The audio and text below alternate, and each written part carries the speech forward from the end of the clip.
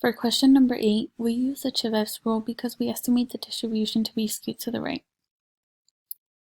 By the Chebyshev theorem, we have at least 88% of data percentage within 3 standard deviations above and below the mean, with an interval of 0,39, which is a percentage of malnutrition.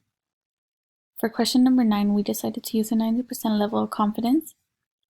Our critical value was 1.64. Our standard error was 2.52.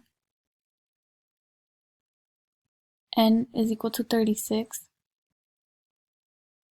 And the confidence level of 90% has a critical value of 1.64. For question number 10, we had to find how many data values were needed to create an 80% confidence interval for the mean. For the critical value, we used the code inverse t, which would be 0.10, 35, and gave us a 1.3. We need at least 162,409 or more data values to create an 80% confidence interval. For question 11, we had to design a hypothesis test for the mean. Our claim was that the critical value was less than the test statistic.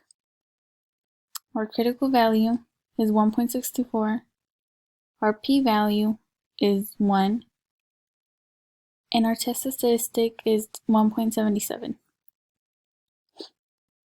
Fail to reject HO because it is in between the critical value, which is 1.64, and the t-test is 1.77.